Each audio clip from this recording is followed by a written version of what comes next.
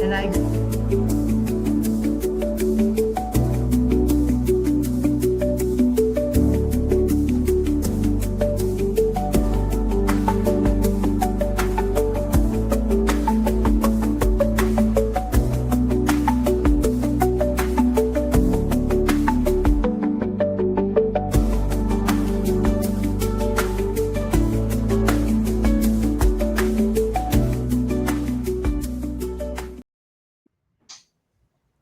Hello, everybody. Welcome, Hello. welcome to a very special session. How's everybody doing? Awesome, amazing. Excellent. Excellent. I love it. Awesome. Fantastic. I'm trying to think of a really big word, but anyway. Anyway, welcome to Coach's Corner. And this topic, wow, do you feel that you have the right to be rich? Wow. This is amazing. So this is we decided to continue Coach's Corner and dive into a very, very popular book, The Science of Getting Rich by Wallace D. Wattles. Extremely powerful. And we're going to share chapter 1 today and go in depth in some very, very hot topics today, because this is going to speak to you in so many different ways. And I'm sure this is going to be an amazing session. And it's always a pleasure sharing this knowledge with my amazing colleagues. And I'm grateful to be here and share this knowledge with you and inspire you and give you some type of insight as well. So without further ado, my name is Jamel Matias. I'm a certified mindset success coach / business consultant. Basically, I help individuals, entrepreneurs, and businesses. And my purpose is to reveal the hidden potential that's already within you and guide you to your truest desires. And it's all about believing in the unseen, basically connecting you from where you are to where you want to go and improving your mindset and yourself and the essence of who you are along the way. So I am in Maryland in my office, and the energy is different in here. I might want to do some more sessions in here. And I see agreements from my colleagues there. So I'll pass it on to my amazing colleague, Lou. Oh, hello, everyone. Let me just clarify. First of all, I did not dye my hair purple. The camera in my laptop, for whatever reason, in my other camera is not working, but I'm feeling fine. I'm just looking a little purple. So I'm very excited about delving into the science of getting rich. And it's really interesting. Just the title alone may bring up money paradigms and, you know, how you feel about money. What are your thoughts about success? So this is why I'm excited to dive into this book with my amazing colleagues as well. So my name is Lou Perica. I am a success mindset mentor and coach, and I support and guide women who may feel stuck or unfulfilled, and they want to reconnect. I help them reconnect with their innermost truth so they can gain some clarity, they can gain confidence, and then they have the courage to finally take action to the life that they truly desire, you know, one that's filled with prosperity and purpose. And I'm so grateful that you're here today with us. Alicia? Hello, my name is Alicia, and I am also a certified values and mindset coach, and I help high performance that have everything but still feel empty on the inside. So I help to create a life that feels good on the inside, in alignment with their values. And also I help leaders to be leaders worth following. And I am in Sweden. Paul.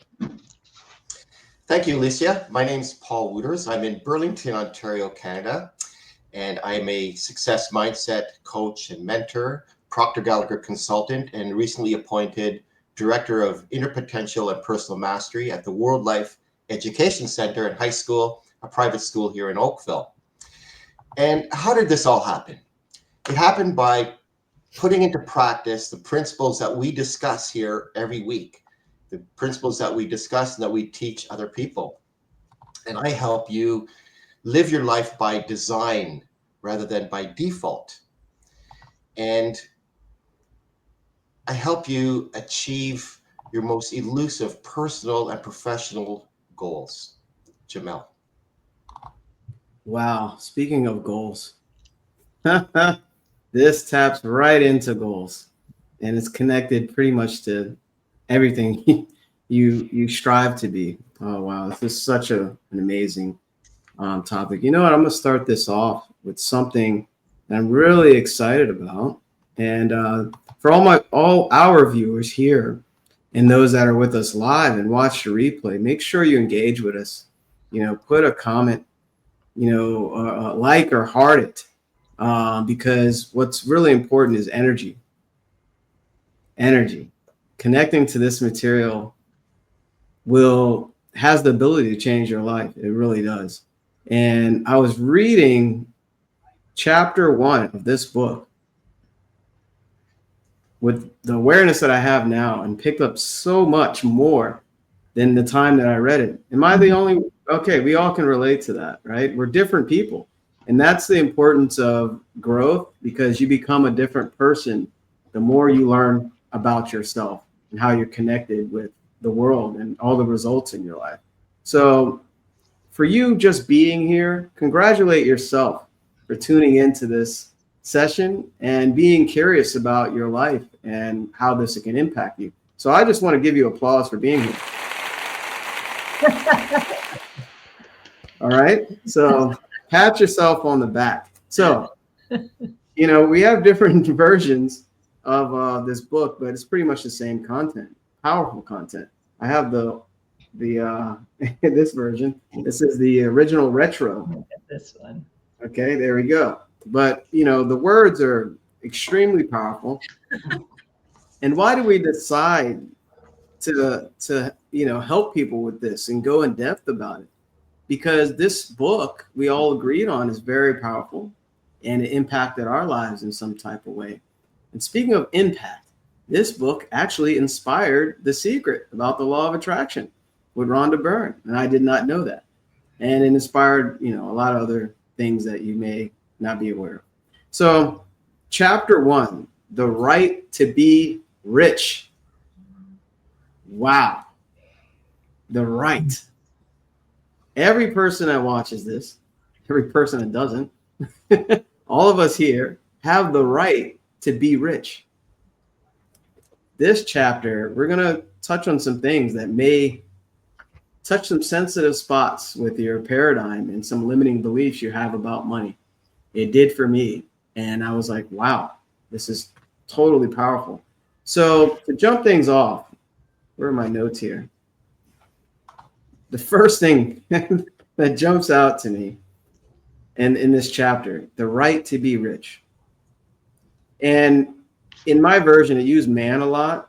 Of course, it's man or woman or non-binary, whatever person, right?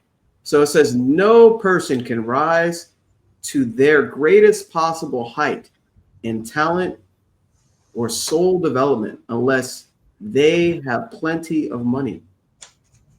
For to unfold the soul and to develop talent, they must have many things to use, and they cannot have these things unless they have money to buy them. That's very interesting, and it really stood out to me. Anybody want to segue after that? Because that spoke to me a lot. Sure, I'll hop in. So I'm taking and you guys may be on that call as well, Mastering Your Money Mindset call. And what I love is when Bob said, money is not everything, but it will affect everything you do. So I think for us to dive into this book, I think addressing the money paradigm is really very important.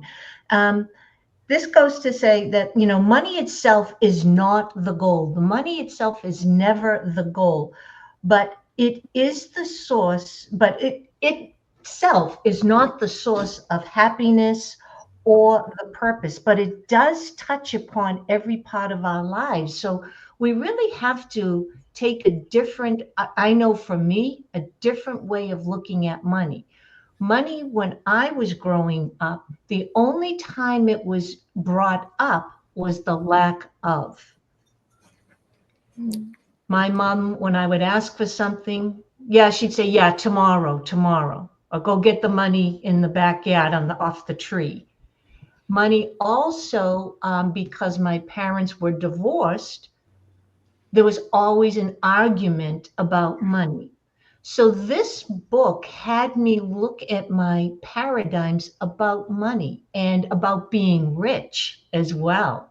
I thought rich meant, celebrities. I remember when I was a kid, I walked to school and I remember there was this young boy who his mom, our dad were driving to school. And at that time, Lincoln Continental was like, the car, right? With the back, that half circle on the back on the trunk. And I never thought that I would be rich someday. I didn't think that was for me. It was for other people. So this book really helped me realize that being rich really is a state of mind. And every person has the right to be rich, just like when we studied You Were Born Rich last week, in the past few weeks. So it's helped me shift my perspective in my relationship with money and what does it mean to me being rich? It's a great question for all our viewers. What does it mean to you? What does money mean to you? What does being rich mean to you? What does success mean to you? These are powerful questions to ask yourself. And then, when you do start diving into this book, reading this book, and it's a very, very small book because they took out all the fluff and just kept really the science behind it, because success is a science, and that's what we'll be getting into more and more as we go on. But I just wanted to just share that this book and these studies have changed the way that I think about and feel about money, being rich, and success. I really like that, Lou, because growing up was sort of the same thing for me, right? I mean, you ask yourself, what beliefs did you grow up with about money?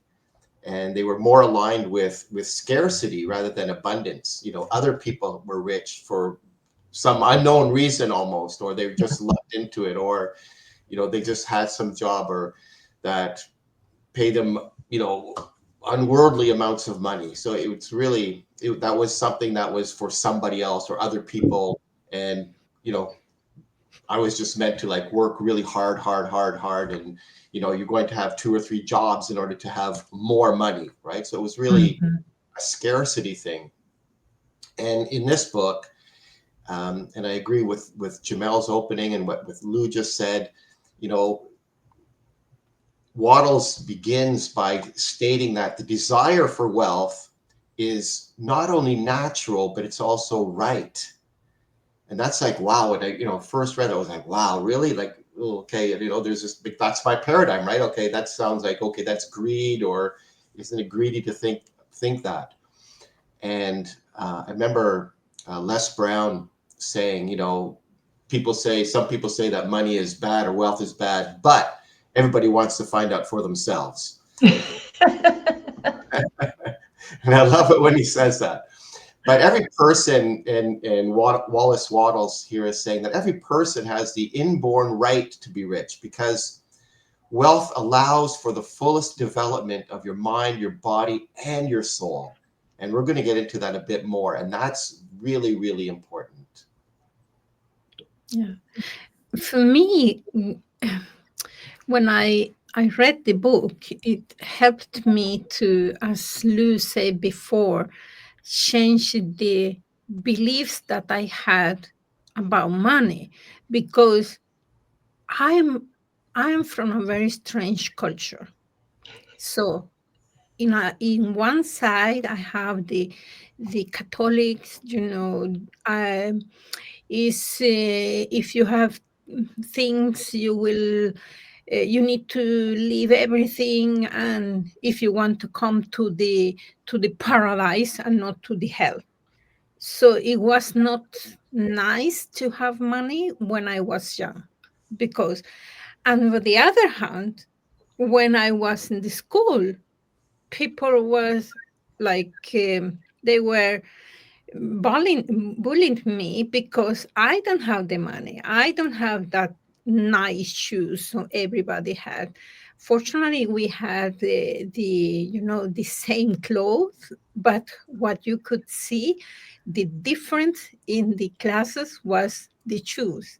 And I had horrible shoes that they did, like, somebody did by hand, and they were so awful that people know that I don't have the money to buy that. So from that side, that's like, okay, I was bullied because I didn't have the money. At the same time, the church say that it's not good to have money. And that was, I had a lot of paradigms about money. And you know that I wrote here that there is studies in Kansas State University that says that money issues, questions about money and things, is more of the problem in a couple that create divorce more than children, sex, and everything. Just money. And also, I also did that about 22 to 40% of divorce is about money. Yeah. Because it is something that people don't talk about and don't want to talk about. And I know, for example, I don't know how it is in Canada and USA, but here, to talk about money, how much do you earn? This is like, it's like you never go to that dinner, and you will never be invited to that dinner anymore. If you are, talking about how much do you earn, how much you save, nothing about that, because people don't like to talk about that. So it's so strange. And money is just a tool. It's like the car is a tool. Money is a tool. And as Paul said before, it will help us with the body, the soul, and the mind. So we will come back to that. This is so good. I'm glad you mentioned that, Alicia. Yeah, it's interesting how nobody wants to talk about money, but everybody wants more of it. Right? Yeah. Right? They desire more of that. Why is that? Remember, the body is an instrument of the mind. So if you're physically not doing a certain action, I'm not talking about money, that is a paradigm. It's mental conditioning. So most people have a money paradigm. We all do here. There's varying degrees of it, right? And I'm sure they kind of fluctuate a little bit. But the point is, nobody wants to talk about this topic because of that mental conditioning. And we're sharing stories about how our upbringing, how we're brought up as children. And, I come from a lower income family as well. Not super low, but almost there. And it changed throughout the years. And I've seen things, growing up where money was scarce, right? So, and I seen my parents work very hard, multiple jobs, many hours a day, superhuman stuff, and I adapted that, but with this knowledge, you shared something else there that was triggering some thoughts about this money paradigm. But let me share here in connection to that. In this chapter, Wallace is stating we all have the right to be rich. That my paradigm didn't even want to hear that. I was like, oh, I have a right to be rich. Mhm. That just feels weird for most people. I have a right to be, I didn't know that. Yeah. Abundance is our birthright. It really is. And we become conditioned since birth not to believe that and take these beliefs, limiting beliefs, to our grave. This is really powerful. So it says here, the object of all life is development. Development. That's why you're here, because you're seeking more. Like all the things you desire, material things, it's all for growth. And now it's coming back to me because Bob's speaking now. He says, money, I think you mentioned this, Lou. Money allows you to express yourself beyond where you are. So if you're a good person, it allows you to express yourself, the goodness of you beyond your own presence.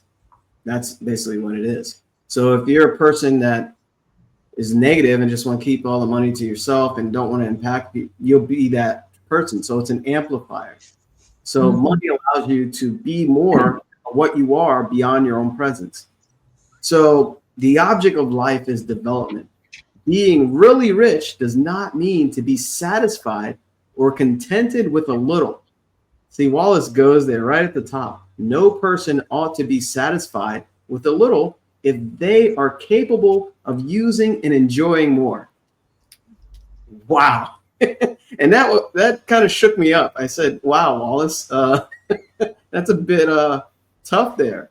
But you are capable with unlimited potential. And we tend to not know that and forget who we are.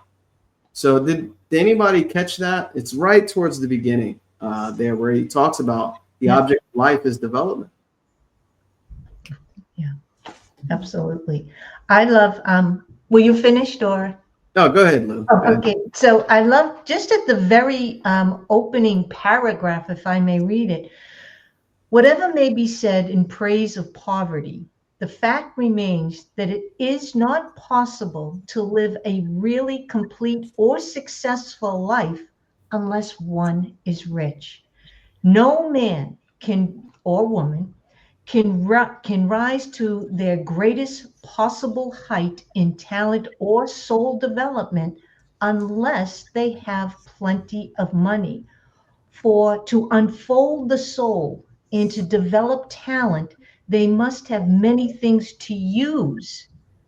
And they cannot have these things unless they have the money to buy them with. I thank you. So that opening paragraph was an eye opener for me. Again, I need to go back to my early conditioning about money, about what was rich. For me, it was celebrities. That meant rich. And it was that kid that got a ride to school in the Lincoln Continental. And I thought I would always have to work harder and harder. And looking back on my life, I can see how that impacted decisions I would make. Maybe career choices, maybe jobs, because I didn't think I could even apply for a job or go for a career that had a higher income. Well, that's not for me. That's not for me. So it's really powerful how important money is, and for us to really dissect what it means to us, because it's really just an effect. This is what I learned, right? So there is a law of cause and effect. Money is the effect.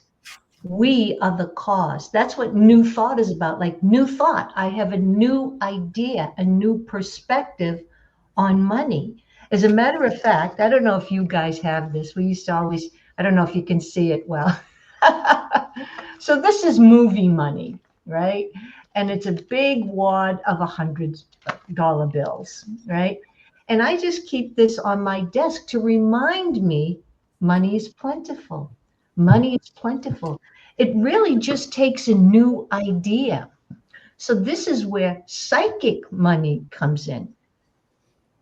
because it's an idea, new ideas that can bring in new money, so to speak. When you come up with a great new idea, hello, Steve Jobs, thank you, right? The laptop, these headphones, this teacup, these are all new ideas. So this is why to start to shift the way you think and start to allow those new ideas, when you get an idea, really think about those ideas because those ideas are pushing you forward to grow, to greater your lifestyle, right?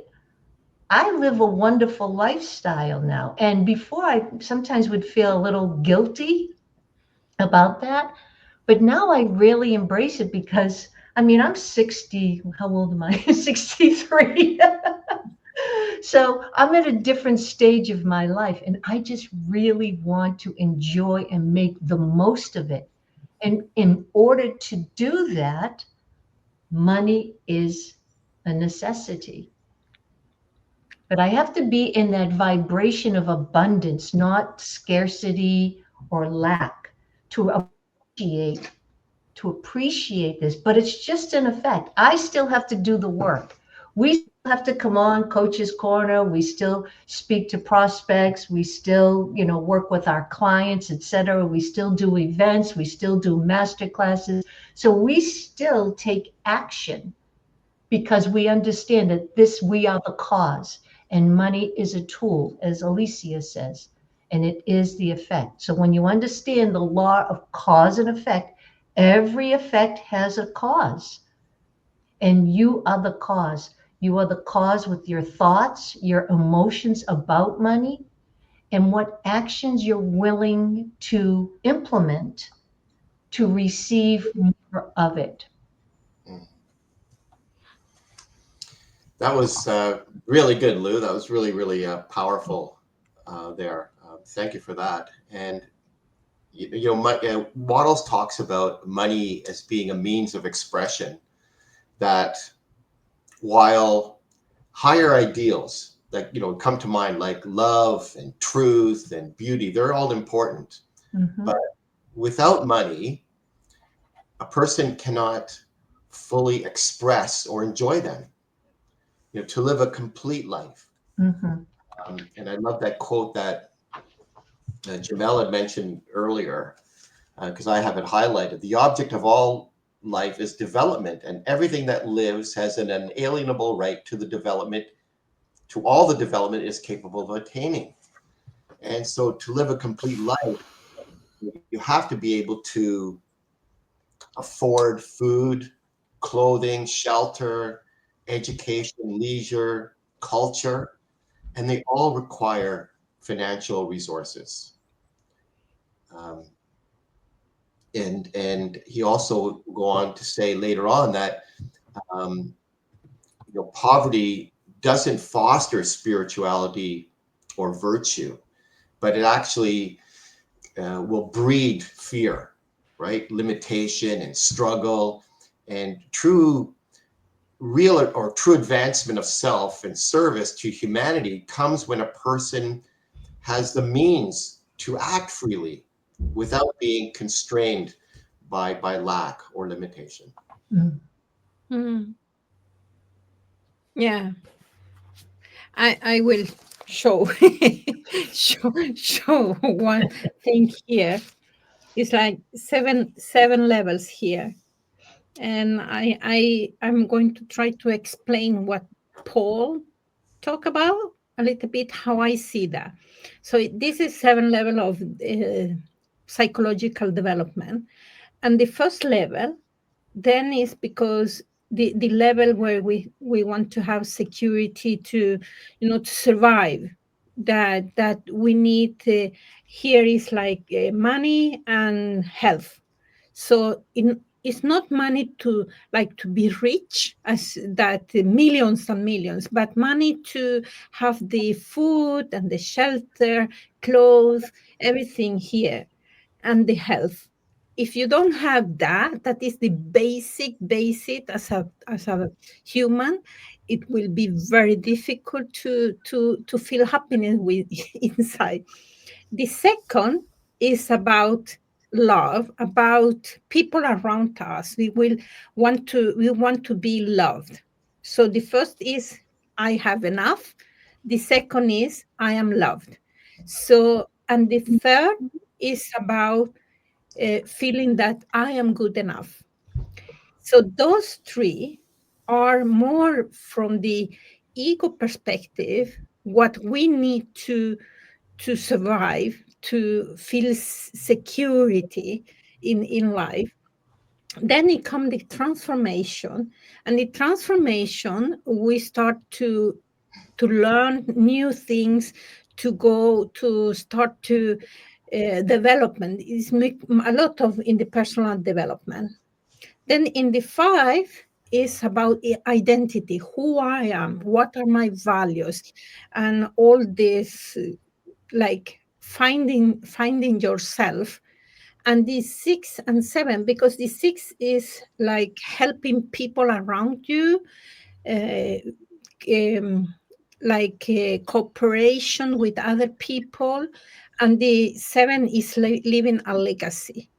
So all this, we need the money, because here we have the body needs something is the first, and here are the emotions.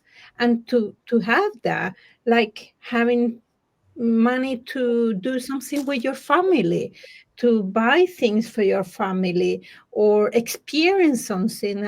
Paul talked about experiencing before, and here is yeah, like transforming. Then you need to go to trainings, or maybe buy a book or something. Then you need money, and here is like helping other people. And if you are not feeling good here in the lower levels, even if you want to help people a lot, but you have in your mind that you are lacking money, that you are lacking love from families, and you are lacking love for yourself, that you feel good enough, it will only create frustration, that you want to help people so much, but you are not feeling safe.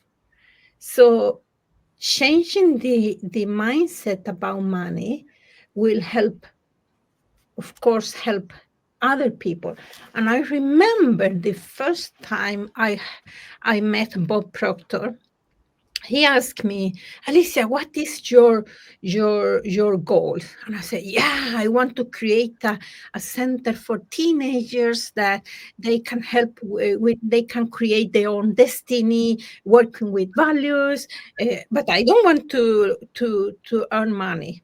And he looked at me and said, and how do you think that you are going to do that without having money? And that changed my perception about money. You know, I said, yeah, I will not be able to do that without earning money. Because I thought that, oh, I can help them, but I needed the money to buy the land, to to be able to travel, to be able to develop myself so I can help others.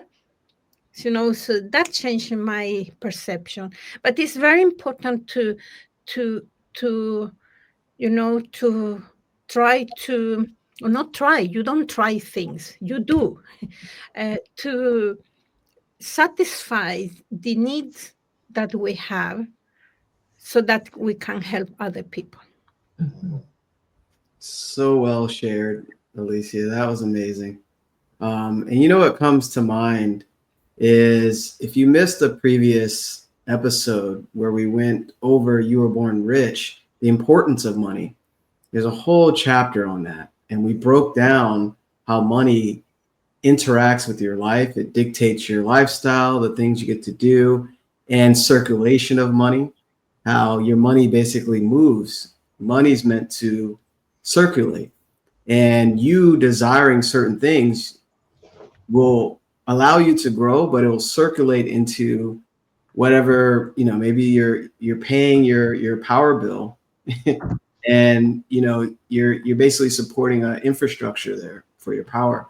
Maybe you want to buy a car, so you're basically paying the salaries of those people that help design it, help make it, help paint it, etc. That's circulation. And that was so well shared there. Money is very important, especially where money is used in a whatever society, like a structured society. So importance of money is there. It dictates, your education, your kids' education, the food that you eat, the vacations, the lifestyle, the home that you live in. It is very important. And Alicia shared a personal story. Bob was right. You can't express the good that you want to do without that income. That's why it's important. And Wallace says in this book here some really good stuff here that is related to that. He says the purpose of nature is the advancement and unfoldment of life. That's the purpose of nature. We are part of nature, right? Every person should have all that can contribute to the power, elegance, beauty, and richness of life. To be content with less, wow, is sinful. It's sinful there. So there, that's what's in the book, but he's basically saying to perform less than what you are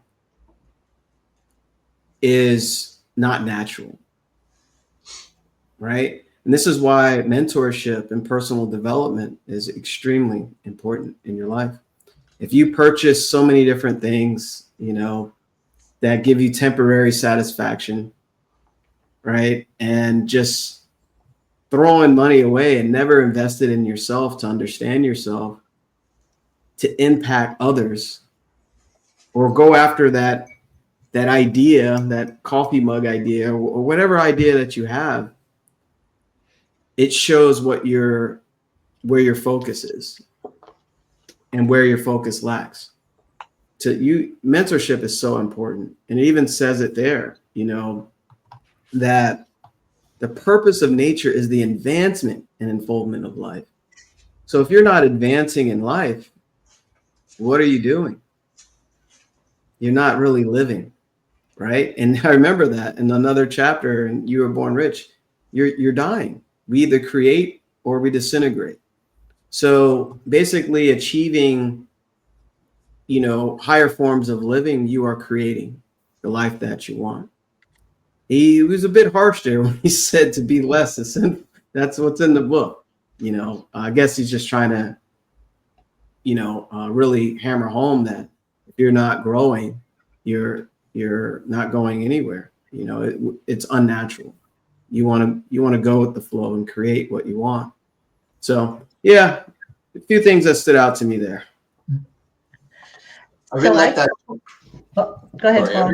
Jamel, what you said there, and in referencing, the last book that we went through, You Were Born Rich. At the very end is that quote by Steve Bow, who said, God's gift to you is more talent, gifts, and abilities than you will ever hope to use in this lifetime. And your gift to God and humanity is to develop as much of those talents, gifts, and abilities as you can in your lifetime. So it's basically saying the same thing. And, there's a quote that I've highlighted a portion of the book here, and it says, success in life is becoming what you want to be. And you can become what you want to be only by making use of things, and you can have the free use of things only as you become rich enough to buy them. And so to be all that we can be, we need to be able to have that money. And if you're thinking, there's a little, poverty versus riches, Wallace Wattles, he's saying that, poverty doesn't foster spirituality. And it breeds a fear, it breeds limitation and struggle. And that real advancement of yourself and of your service of service to humanity, service to your community and to humanity comes when you have a means to act freely without being constrained by lack or limitation. And that means to have money. You can do so much more. And I remember Bob saying also, there's only one of me. There's only one of you. And I can only be at one place at one time. So I can do so much. But if I have money, then my money can be put to use elsewhere and helping others. Yeah, that reminds me, there's a little tiny book. It's a little booklet called Money is God in Action. I highly recommend that. It'll definitely, I believe, change the way you look at money. But I just wanted to address like sinful for Jamel. And I think what Wallace Wattles is trying to say, because it's almost like sin in the book, in the Bible, but sin is missing the mark. That's the definition of sin, or one of the definitions of sin, is missing the mark. So I think that's what he meant in that statement. But also, this next little chapter that I want to read really brought home to me, because to be very mind-body consciousness, and everything I studied was more physical, more on the physical side. And it wasn't until I started studying Bob and his information and materials and doing thinking into results that I realized any program that I ever studied or joined or coaching that I've ever invested in never addressed all three parts. So this little paragraph I just want to read, there are three motives for which we live. We live for the body, we live for the mind, and we live for the soul. No one of these is better or holier than the other. All are alike desirable, and no one of the three, body, mind, or soul, can live fully if either of the others is cut short of full life and expression. It is not right or noble to live only for the soul and deny mind or body. And it is wrong to live for the intellect and deny body or soul. When I read that, I started to realize we address all three parts of our personality. And you'll be hard pressed to find that in many of the things that you study, that you watch, that you read, that you hear. And that's why I think we were all so impacted by this material, because it addresses all three parts of us, our spiritual side, our intellect, and the body. And we have an understanding that all three must be addressed. So it's not just taking action. It's not just thinking about something. It's not just the spiritual side and being connected to the divine essence within us. It's all three, and having an understanding that all three together are creating this human experience. So I think that's really, that's what really, and maybe I'm speaking for the others, but I think that's what really connected me with Bob's material, because I didn't understand there were three parts of me. I was just going through the motions. But now that I do understand that there are three parts of me, so to speak, and all three need to be nourished, all three need to be developed, all three need to be expressed. And this is what money is God in action, right?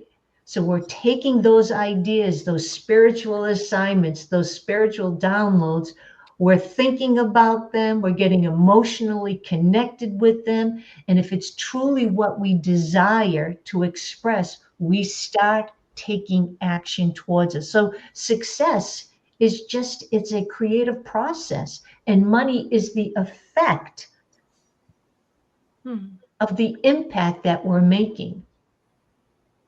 So just food for thought.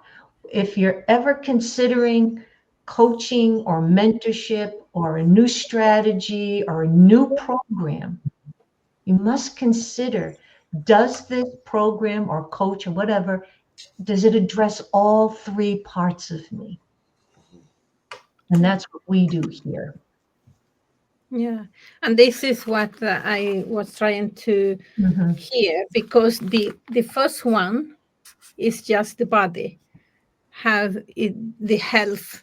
You want to have the health and the food, money to buy the food, and the other this are more the mind, the emotions, and intellect, and so. And here up is just the soul. We want to help other people, to leave a legacy, to be of a service to other people. That is the soul calling us. But if we are more like frustrating here downstairs,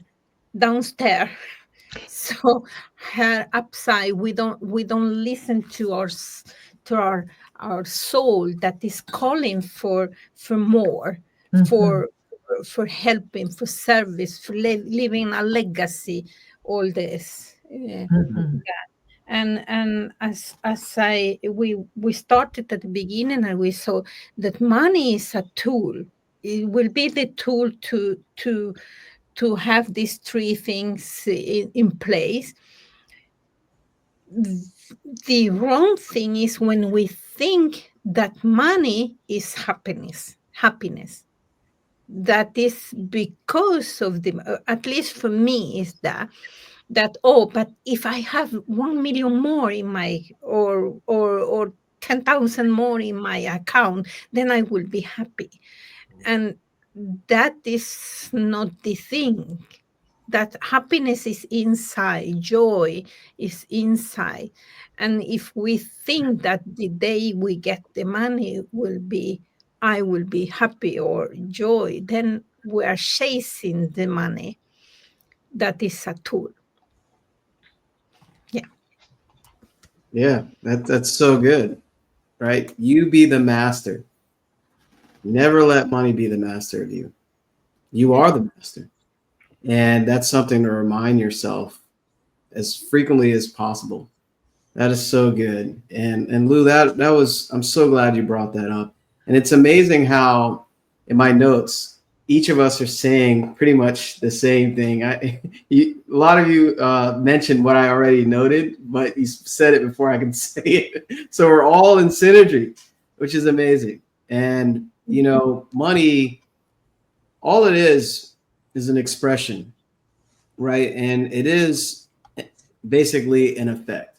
You are the cause, right? And what was shared here, it says, the person who owns all they want for the living of all the life they are capable of living is rich.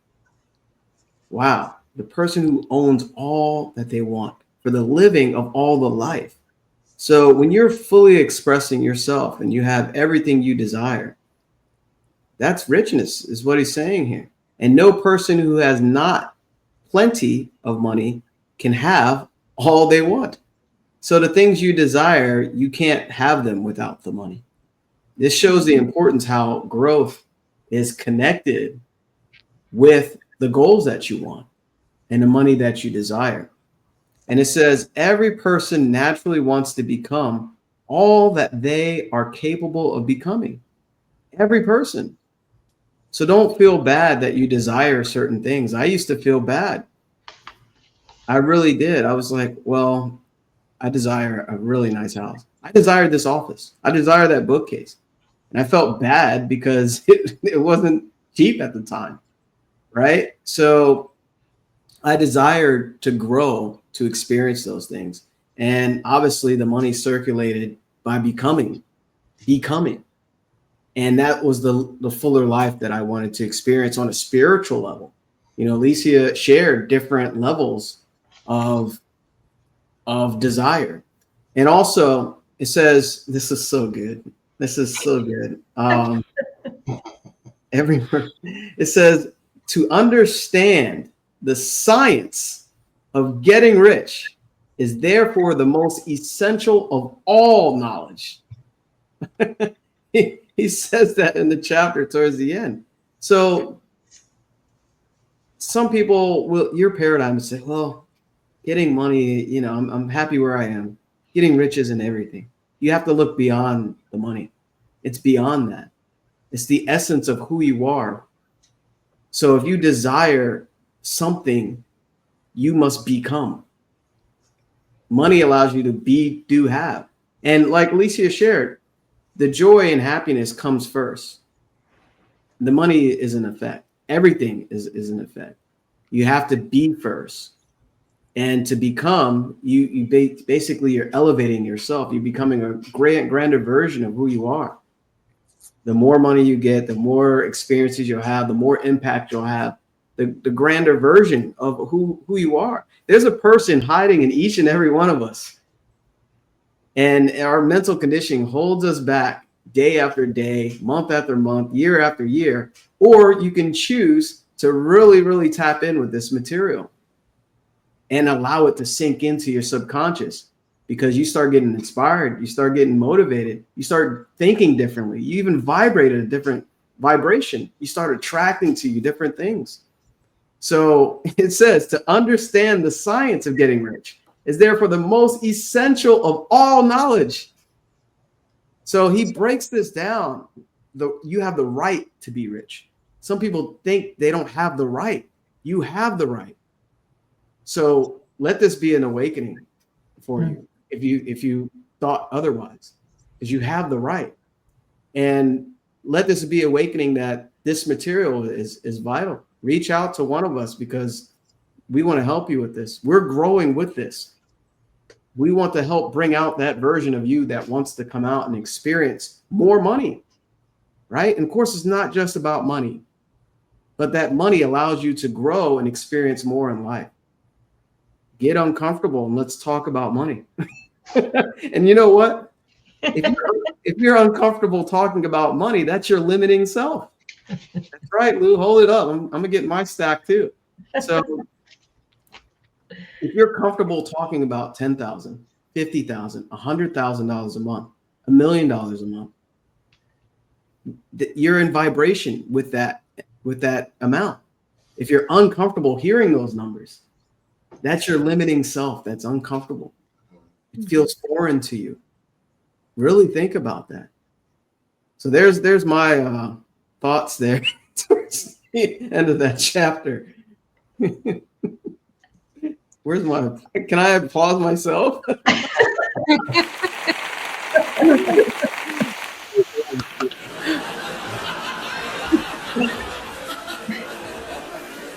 Wow, that was a long one. All right. We're going to have fun with that.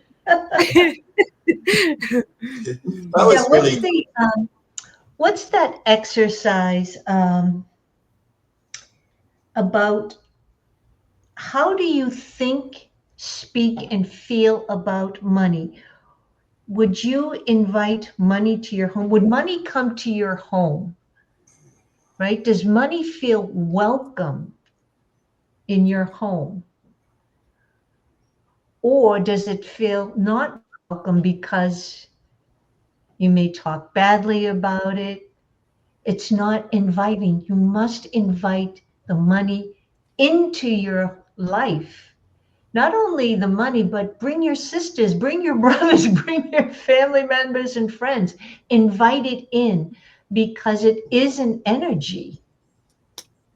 But if there is resistance, if there's the feeling and beliefs of scarcity and lack, it will stay away, because that's what scarcity and lack is. Keeping it away. So we want to invite the energy of money. Show it love, just like you would with someone who's visiting your home. Welcome it, right? It's a good thing. It's a good thing. But I was taught that it was not. Mm-hmm.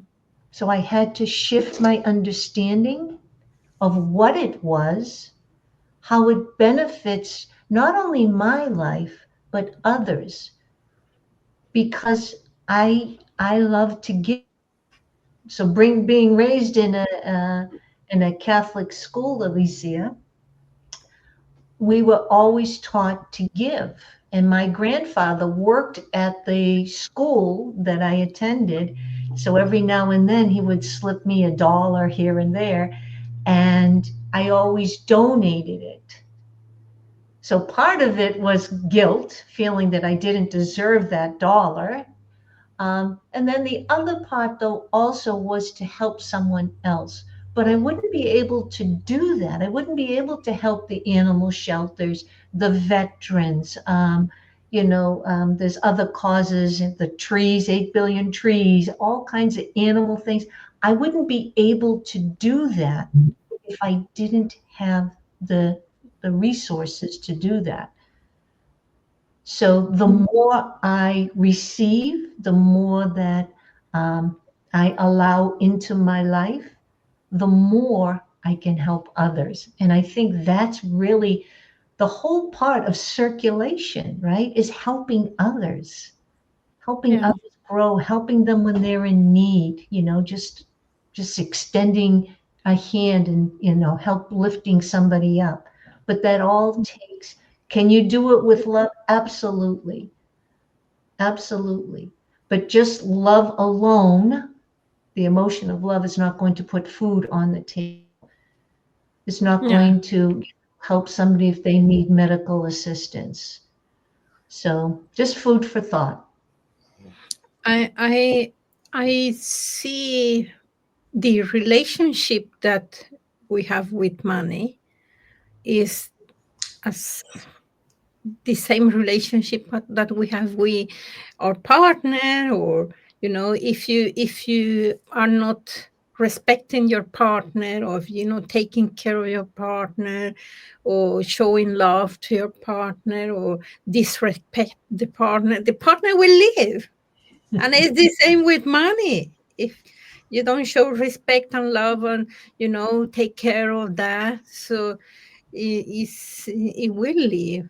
And also, when I was young, it was also a guilty thing that in the church, because they say, oh, you need to give money, but I didn't have anything. And then I got guilty, because I felt guilty, because I felt, oh, now I'm to the hell because I don't have the money to give. So it's like, oh my gosh. So but and also you can do an exercise that sit, and you put a stool mm, in front of you, and you imagine money sitting in the other place, in the other stool, talking to you. What will it say to you? Mm. Ah, thank you for loving me, or I hate you because you don't never accepted me, or you don't like me, or something like that, like that. This also, and also what you say to yourself. I do my affirmation. I say, I am money. I am the flow of the money. I I I I I stop saying that I attract money, because I am money. I am the flow of the money. You know. So talking to you in that way. Mm. I love that Lou brought that up, because I had a little section here that I had highlighted, and also there's Jamel's money. Give me some of that. There you go. Show me the money. And Alicia was speaking about happiness, and so in conjunction, the part that I highlighted was a man's highest happiness is found in the bestowal of benefits on those he loves. Lou was talking about giving. Love finds its most natural and spontaneous expression in giving. And the person who has nothing to give cannot fill his or her place as a citizen or as a man or woman. And so, and then it goes on to say, in the use of material things, a man finds full life, for his body develops his mind and unfolds his soul. And so it's supreme importance for him to be rich.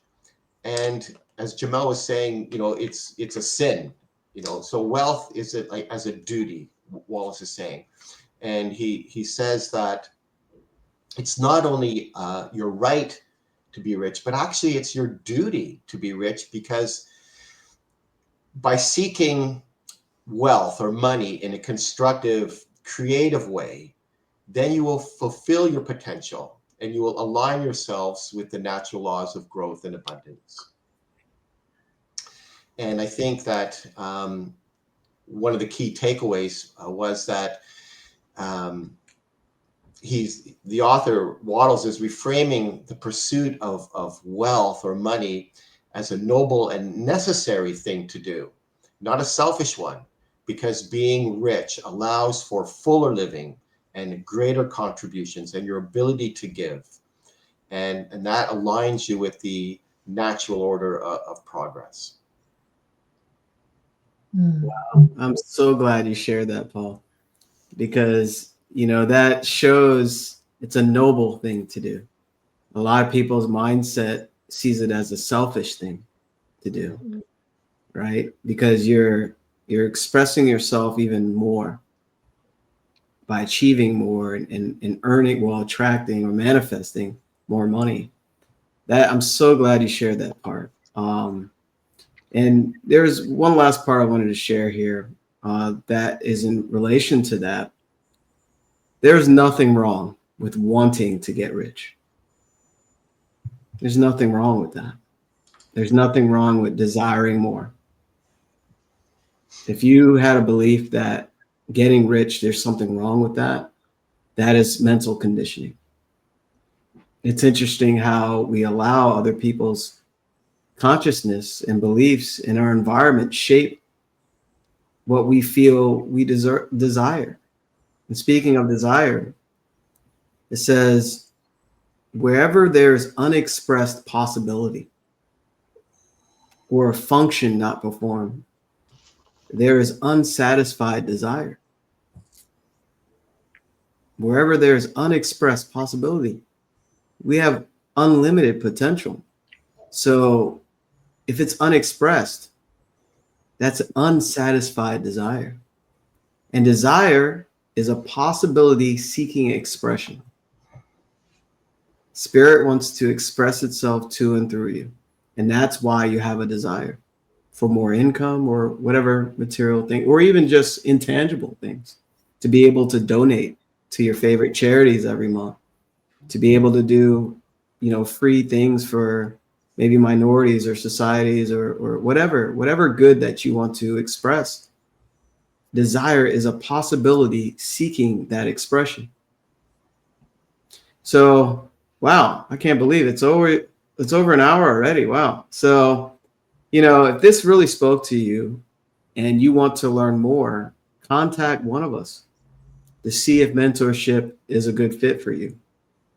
If this spoke to you, you watched the whole thing and you're here live, or you watched a replay and you watched that tells you that you're seeking something. You attracted this very message at this very moment in your life. Don't let it dissipate or just disappear. We're all here to help you. And, we're going through it ourselves. We're growing as people. I see it every week we grow. And if you pay attention to every session, this is a very powerful group and a very giving group. And we want the best for you. We do. But you have to make a choice and get uncomfortable and contact one of us. All right. So amazing call, amazing session. Y'all have the right to be rich, right? Where is all the, I wish I had a money sound effect. Yeah. All right. So there's our props today. Yay, finally. And what's interesting, really quick, on the first dollar bill, I write, thank you for all the money I have received. Oh, wow. Okay. So I have gratitude for the money that I'm attracting in advance, and also all the money I received in my life. So you can use that to shift your perception and your vibration as well. I love So anybody have anything going on for September that you want to share?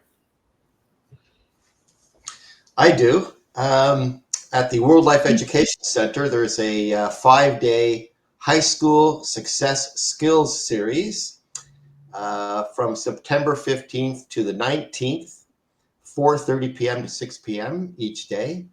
And if you want more information, shoot me a message. But it's in Oakville at 2655 Bristol Circle. It's on the second floor in Oakville. Great. Amazing. And I always have the values assessment. So do you want to know more about your values? What values do you have? Which level are you on in your journey?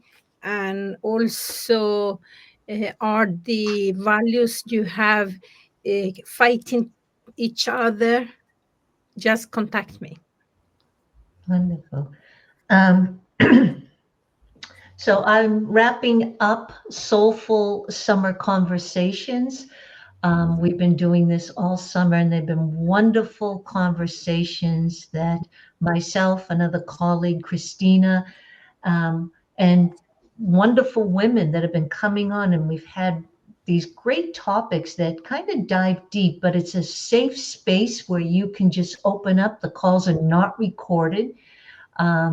And we're just there to listen. You get to share whatever's going on in your life, and we just hold the space for you. So this coming Tuesday will be the last call. What is the topic? It has something to do with goals, living the life that you really want. I forget the name of it. But if you're interested, please reach out. You can DM me on social media. And also, I do offer a purpose and prosperity session that's 45 minutes. If that is something that you're interested in, feel free to reach out. I also wanted to just read this very last statement in this particular chapter. You can render to God and humanity no greater service than to make the most of yourself. Think about that. Yay. And how do you make the most of yourself? You contact one of us. All right. So, was that it, Lou? Was that? Yep, that was it. Okay. And September 13th, 9 a.m. Eastern, I'm doing a live webinar, and it'll be online. It's free or no cost. So you can join me there. Reach out to me for details. And the topic will be, it came to me finally, the science of getting rich. So I'll be doing in-depth, covering things there, especially if this spoke to you today. So I'll be touching on different things there and different value. So looking forward to that. And this has been an awesome live stream. You know, I'm always blessed to be able to work with amazing colleagues such as yourselves, and very grateful for this. So we'll see you next Sunday on Coach's Corner. We'll be doing the second chapter, which I don't recall right now, but either way, you know, act on this material now. Stop waiting. Bye, everybody. Hi, thanks for watching. Bye. It never gets old.